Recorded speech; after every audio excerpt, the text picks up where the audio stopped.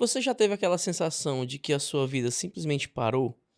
Não metaforicamente, literalmente, que aquilo que você estava construindo simplesmente desapareceu, o mercado mudou, o mundo mudou, e de repente você se vê com 30 e poucos anos tentando entender e responder uma pergunta muito simples, mas muito pesada: o que é que eu faço agora com o que restou? Eu vivi exatamente isso e hoje eu quero te contar o que aconteceu quando minha vida parou completamente. E o que eu precisei entender sem começar de novo, sem fórmula, sem coach, sem nada. Eu comecei na fotografia, fotografia de casamentos e para mim a fotografia de casamento não era somente um trabalho, era minha identidade, era tudo que eu construí para mim, era fotografia de casamento. Foram anos aprendendo, anos investindo, construindo, né, assim, uma carreira e um nome no mercado. E quando eu estava finalmente assim pegando tração aqui em Fortaleza, no mercado de fotografia de casamento, eu tive uma notícia que meus 2 rins falharam e eu não conseguiria mais trabalhar. E eu entrei em um processo muito difícil e eu passei 4 anos fazendo diálise. 3 desses anos eu fiz diálise peritoneal, que são 12 horas todos os dias, sem folga, né, 12 horas todo dia, e depois fui fazer hemodiálise 3 vezes por semana, 4 horas por sessão. E aí era a minha vida durante esses anos. Foram 4 anos tentando manter uma carreira sobre um corpo que literalmente já estava falhando, né. E aí quando finalmente veio o transplante em 2019, quando eu respirei pela primeira vez em alguns anos, eu pensei: "Pô, agora eu vou voar". Aí veio o quê? Veio a pandemia em 2020, né, e o resultado, eu cheguei ali aos 31 anos, sem carreira, sem mercado, sem direção, inseguro, né, com insegurança financeira, insegurança de identidade e com uma pergunta, na cabeça que não me deixava em paz: "O que é que eu faço agora com o que eu sei fazer?".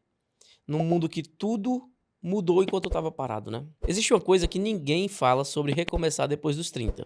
O problema não é só dinheiro, não é só carreira, é identidade. Quando você é jovem, trabalho é só trabalho, depois dos 30 não. O seu trabalho vira parte ali de quem você é. Quando ele desaparece, você não perde só o emprego, você perde parte da resposta para quem eu sou. O que que eu faço agora?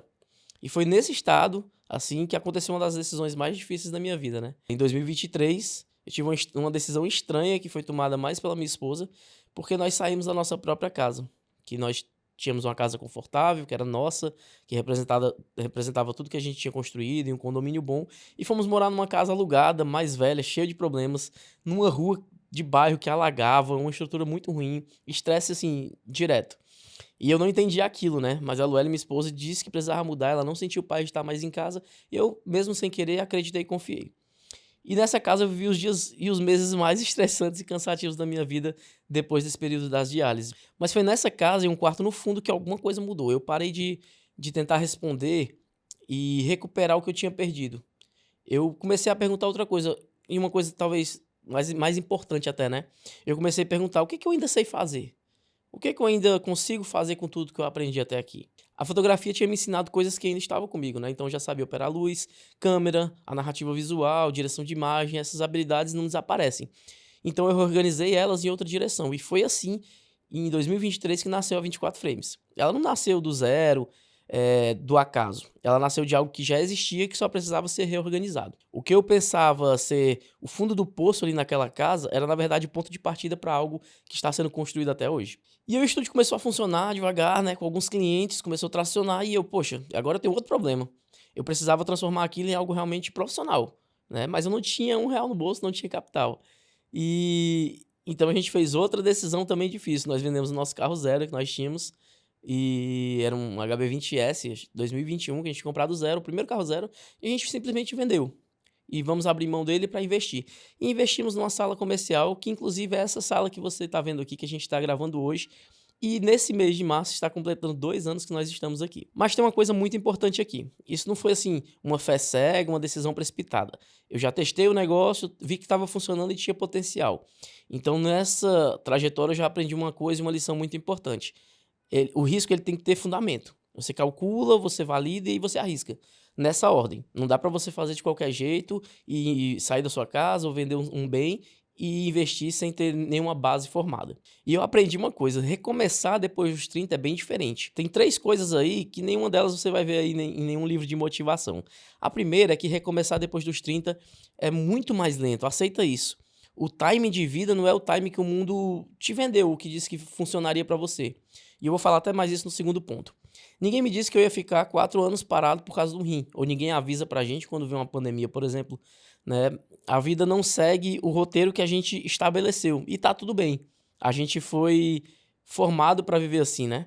E depois dos 30 você tem mais responsabilidades, você tem mais conta, menos energia pra errar sem consequência, pra vacilar, né, e perder investimento, como eu já perdi muito. Isso é bem real, não vou fingir que não é. Mas também a gente tem algo, depois dos 30 que muita gente não tem, que é clareza. Você já se conhece, você já sabe o que aguenta, você já foi testado, você já passou pela crise, você sabe com o seu próprio corpo o que é crise de verdade e o que você aguenta. E essa clareza, se você souber usar, é uma vantagem enorme sobre qualquer pessoa que nunca foi testada, inclusive a geração mais nova. A segunda coisa, essa aqui vai focar em algo muito além da sua história individual. Crise de identidade profissional, eu sei que é algo real, é sério. E ninguém fala com honestidade sobre isso.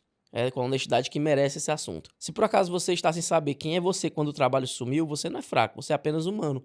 Mas tem uma camada a mais nessa história, e especialmente se você, assim como eu, nasceu entre 81 e 96. Porque essa geração, nossa geração, nós somos os millennials. E aí entra um ponto muito importante da nossa geração. Sabe o que é bem específico da nossa geração? A gente foi preparado para um mundo que deixou de existir no meio do caminho. Nos disseram, estuda que você consegue emprego. A gente estudou, os empregos não vieram do jeito que prometeram. Nos disseram, trabalha duro que você vai viver melhor que seus pais. Hoje, muita gente vive pior do que os pais, né? Então, assim, não foi o que prometeram. A geração dos nossos pais, aos 25 anos, já tinha casa, família, carro, e aos 25 anos a gente estava tentando achar o que fazer ainda, né? Estava meio perdido. Mas pensa comigo, a gente tinha mais ou menos 20 anos quando a crise começou e 30 quando o mundo parou na pandemia. Então nunca tivemos tempo de viver de verdade pra gente. A gente foi direto pro modo sobrevivência praticamente. E no meio de tudo isso, atravessamos uma das maiores transformações tecnológicas da história. Nós somos a última geração que lembra de um mundo sem internet e a primeira que está construindo um mundo com ela. Fita cassete, disquete, CD, MP3, Nokia 3310, primeiro smartphone, a internet em si. Agora eu vou entregar a idade, ICQ, Orkut, né?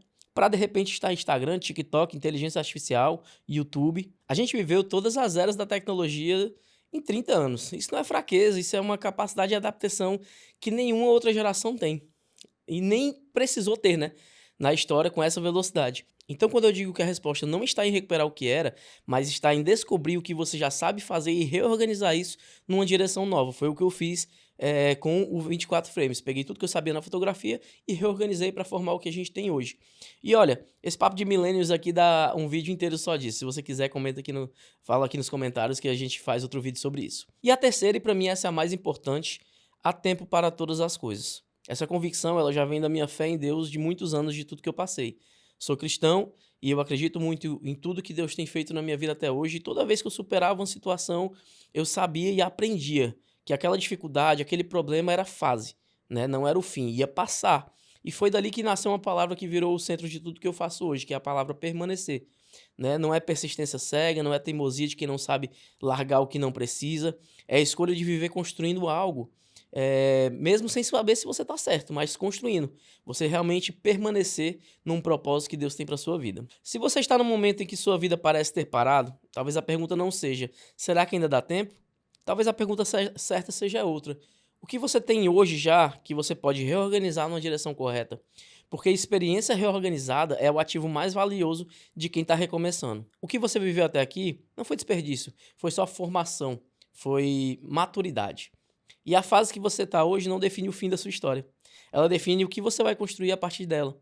Então me conta aqui nos comentários em que ponto você está no seu recomeço. Eu vou ler tudo e responder. Se esse vídeo chegou na hora certa para você, tem muita gente que está precisando ouvir isso. Então compartilha com um amigo, se inscreve no canal, ativa o sininho e a gente se vê no próximo vídeo.